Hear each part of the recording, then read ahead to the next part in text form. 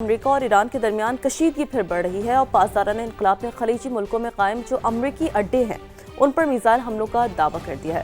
انہوں نے کہا ہے کہ خطے میں امریکی بیسز کو نشانہ بنایا گیا۔ پاسدارانہ انقلاب کا یہ بھی دعویٰ ہے کہ کارروائی امریکی حملوں کے رد عمل میں کی گئی ہے۔ انہوں نے کہا ہے کہ ہم نے ریٹیلیٹ کیا ہے، خود کی طرف سے یہ چیز انیشیٹ نہیں کی ہے۔ بالکل، تو آپ کو یہ بھی بتا دیتے ہیں کہ کویتی وزارت دفاع نے ڈرونز اور میزائل گرانے کا دعویٰ بھی کر دیا ہے۔ ایران نے بھی 4 ایرانی ڈرونز گرانے کا دعویٰ کیا ہے۔ سینٹکوم کے مطابق ایرانی ڈرونز آبنائے ہرمز کی طرف بڑھ رہے تھے۔ جوابی حملے میں ایران کے ساحلی ریڈار سسٹمز کو نشانہ بنایا۔ امریکی افواج صورتحال پر نظر رکھے ہوئے ہے۔ دوسری طرف ایرانی میڈیا کے مطابق آبنائے ہرمز میں امریکی بحری جہازوں کی نقل و حرکت پر وارننگ دی گئی ہے۔ بالکل ایسا ہی ہے۔ تو جی یہ کچھ ہو رہا ہے۔ اب مجموعی طور پر سچویشن کیا ہے وہ بھی آپ لوگوں کو بتاتے ہیں کہ ایران کے پاس اب بھی 21-22% میزائل باقی ہیں، لیکن یہ تعداد جنگ سے پہلے مقابلے میں بہت کم ہے۔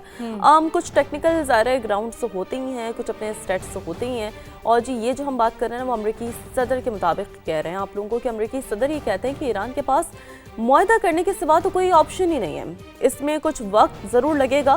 بولے ایران جنگ کو تو ابھی 3 مہینہ ہے، I think yes it's a 3rd month right؟ تو ویتنام جنگ 19 سال چلی تھی۔ بیسیکلی انہوں نے نا اپنی اس گفتگو میں کمپیئر کیا تھا کہ جی اب ایران جنگ تو اب یہ 3rd month میں داخل ہو گئی ہے، لیکن انہوں نے وہیں پہ کمپیریزن کر لیا جی ویتنام جنگ کے ساتھ کہ جی وہ تو 19 سال چلی تھی۔ اور صدر ٹرمپ نے یہ کہا کہ بہت تیزی سے میں آگے بڑھ رہا ہوں، لوگ کہتے ہیں آپ کب جیتیں گے، لیکن مجھے اس سے فرق نہیں پڑتا۔ یہ باتیں نا وہ بیسکلی میڈیا سے بات کرتے ہوئے کر رہے ہوتے ہیں، اور انہوں نے یہ بھی کہا کہ میں اس کا عادی ہو چکا ہوں۔ مزید بھی کچھ کہا ہے، وہ بھی دیکھتے ہیں انہوں نے جو بیسکلی انٹرویو دیا ہے اس میں ان کی کیا باڈی لینگویج ہے، کیا انہوں نے کہی ہے بات اس تمام تر معاملے کے حوالے سے، سنتے ہیں۔ امریکی میڈیا نے ایک دعویٰ بھی کیا ہے، اور وہ یہ ہے کہ امریکہ اور ایران جوہری معاہدے کے قریب پہنچ گئے ہیں، لیکن ایران کی مجمن فنڈز کو بحال کرنے کے معاملے پر اختلاف برقرار ہیں۔ افزودہ یورینیم پر 60 اور 90 روز کی مدت کا اختلاف بھی ہے۔ رپورٹ کے مطابق دونوں ملکوں کے درمیان باقی اختلافات معمولی نوعیت کے ہیں۔ اب اس حوالے سے جو امریکی نمائندگان ہیں اسٹیو وٹکوف اور جیرڈ کوشنر کی بات کر لیں، جنہوں نے تکنیکی ماہرین سے ان کی جانب سے مشاورت بھی جاری ہے۔ تو کیتھرین، جیسے کہ آپ نے کہا کہ امریکی میڈیا جو رپورٹ کر رہا ہے، پھر ساتھ ساتھ ہم نے دیکھا کہ جیرڈ کوشنر کی جو دیگر ٹیکنیکل ماہرین ہیں ان سے بھی مشاورت جاری ہے۔ تو وہی والی بات ہے نا کہ چیزیں پھر آگے کس کانٹیکس میں بڑھتی ہیں، یہ تو ظاہر ہے آپ کو آن گراؤنڈ ریالٹیز دیکھ کر اس کا آئیڈیا ہوتا ہے۔ امریکہ کے ساتھ اگر ہم معاہدے کی بات کریں تو $24 ارب کے جو منجمد اثاثے جاری کرنے سے مشروط ہے۔ امریکہ ایران مذاکرات $24 ارب کے معاملے پر تعطل کا شکار ہوئے۔ یہ بہت امپورٹنٹ سٹیٹس ہیں جو ہم آپ تک پہنچا رہے ہیں۔ اور ایرانی سپریم لیڈر کے عسکری مشیر محسن رضائی نے امریکی ٹی وی CNN سے گفتگو کی، اور اس میں انہوں نے بیسکلی اس سٹیٹس پر ذکر کیا۔ انہوں نے کہا کہ ٹرمپ کو مذاکرات میں تعطل توڑنا ہوگا، کیونکہ اب جو گیند ہے وہ امریکی صدر کے کورٹ میں ہے، یعنی کہ اب now the president of United Nations has to decide کہ جی اب معاملات کس جانب بڑھ سکتے ہیں۔ اور یہ بات کی ہے محسن رضائی نے۔ آپ کو یہ بھی بتایا کہ محسن رضائی بھی بہت ہی اتھارٹیٹیو پوزیشن رکھتے ہیں، اور ساتھ ساتھ اس گفتگو کے ساتھ انہوں نے ایک دھمکی دی ہے کہ اگر امریکہ نے دوبارہ جنگ شروع کی تو اسے خلیج فارس سے آگے تک پھیلا دیں گے، کیونکہ یہ بات دیکھیں ہم سب جانتے ہیں کہ جیو اسٹریٹجیکلی مڈل ایسٹ کی اگر ہم بات کریں یا پھر ہم بالخصوص USA کی بات کریں، اوور آل سچویشن بات کریں، تو یہ سارا ایک کنیکٹڈ لوپ ہے۔ جنگ کا دائرہ آبنا ہرمز سے بحر ہند اور باب المندب آبنا سے بحیرہ روم تک بڑھا دیں گے۔ اب آپ دیکھیں نا کہ اس میں جو انہوں نے پورا ذکر کیا ہے، یہ آپ میپ میں بھی دیکھ پائیں گے، جو ساتھ ساتھ ویژولز ہم دکھا رہے ہیں آپ لوگوں کو، کتنا ایک کروشل، کتنا ایک وائٹل روٹ ہے۔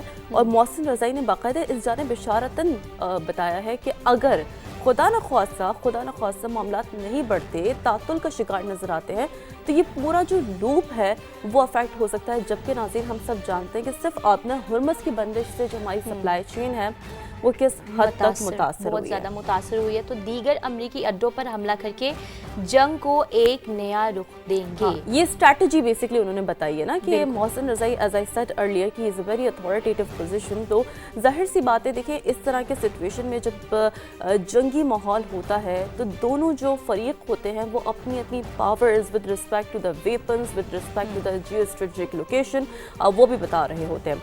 अब जी, ईरानी हमले में अमरीकी बहरी बेड़े पर लगने वाली आग की वीडियो पहली बार मंजर आम पर आ गई है और यूएसएस जेरल्ड आर फोर्ड पर मार्च में आग लगी थी। आप लोगों को याद होगा, हमने भी इस हवाले से बात की थी, और आग जहाज के लॉन्ड्री सेक्शन में लगी थी, ये बात भी सामने आई थी। बिल्कुल, और 30 घंटों से रिपोर्ट जो है वो ज़ायद वक्त, रिपोर्ट के मुताबिक आपको बता रहे हैं कि 30 घंटों से ज़ायद वक्त लगा आग बुझाने की कार्रवाई जारी रखना पड़ी, और ये आपको हम रिपोर्ट के अकॉर्डिंग बता रहे हैं।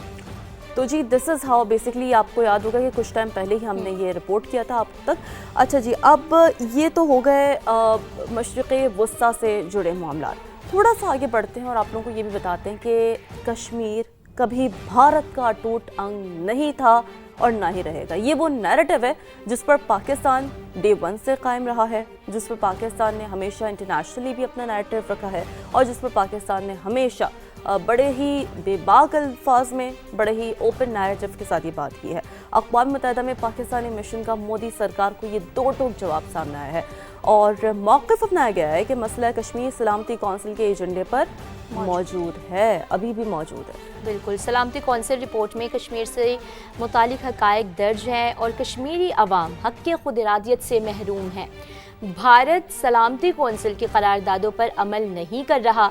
मकबूजा कश्मीर में इंसानी हुकूक की खिलाफ वर्जियाँ जारी हैं, और ये हमने देखा कि शुरू से ही होता आ रहा है, इस पर कोई कंट्रोल नहीं। पाकिस्तानी मिशन ने एक बार फिर दुनिया पर यह वाज़िया कर दिया है कि भारत पाकिस्तान में दहशत गर्दी की सरपरस्ती कर रहा है, जो कि क्या ही अब इस पर कह सकते हैं। तो जी, एक और बड़ी खबर भी आप तक पहुंचाते हैं कि भारत के चीफ जस्टिस सूर्यकांत को लंदन में हजीमत का सामना करना पड़ा है जनाब। अब आप उनकी पोजीशन देखें, उनके साथ जो सलूक हुआ है वो देखते हैं और आप तक ज़रा डिटेल्स पहुंचाते हैं कि भारतीय नौजवानों को कॉकरोच कहने वाले, आपको याद होगा कि इन्होंने ही बेसिकली ये शुरू किया था सारा मामला। सूर्यकांत से सख्त सवाल किए गए और चीफ जस्टिस सूर्यकांत लंदन में लेक्चर दे रहे थे, जहां मुंतज़मीन ने मुदाखलत करते हुए एक खातून को सवाल करने से भी रोक दिया और खातून अपने सवाल में भारतीय चीफ जस्टिस के हालिया रिमार्क्स का भी हवाला दिया था। बिल्कुल, उन्होंने हवाला दिया था। खातून ने अपने सवाल में भारतीय चीफ जस्टिस के हालिया रिमार्क्स का जो हवाला दिया था वो भी आप तक शेयर किया हमने। भारतीय नौजवानों को कॉकरोच कहने पर चीफ जस्टिस कड़ी तनकीद की जद में है। तो वही बात आ गई ना कि जब आप किसी को कुछ नहीं समझते, जब आप दिल आज़ारी करते हैं तो फिर आपसे सवालात भी होते हैं, कड़ी तनकीदें भी होती हैं, मुश्किलात भी आपकी ज़िंदगी में आती हैं और फिर आपको जवाब भी देना पड़ता है। और कई बार तो सवाल इस नौयत के होते हैं जो आप कह चुके होते हैं कि आपके पास कोई जवाब ही नहीं होता देने के लिए। तो ये सारी चीज़ें, ये जितना भी सिनेरियो उस टाइम पे चला था वो सब हम आपके साथ शेयर कर रहे थे। अब भी आपको ये बता देते हैं कि इस्राएली फौजी तैयारों पर लेबनान से मिसाइल हमला, शुमाली इसराइल में अलर्ट जारी, सायरन बज उठे। सहूनी फौज के मुताबिक हमले में इसराइली फ़ज़ाइया का कोई नुकसान नहीं हुआ है। दूसरी तरफ इसराइली फौज ने जुनूबी लेबनान के कब्जे ज़ब्दीन पर फ़ज़ाई हमला करके 5 अफराद को शहीद और 2 को ज़ख्मी कर दिया है। अक़वाम मुत्तहिदा ने लेबनान में इंसानी बहरान पर तशवीश का इजहार करते हुए कहा कि लेबनान में 14 लाख अफराद को हंगामी इमदाद की ज़रूरत है। देखिए ना कितना बड़ा नंबर है ये, और ज़ाहिर है अक़वाम मुत्तहिदा जो एक अपना एक प्लेटफॉर्म रखता है उसमें इस हवाले से बात तो होती है।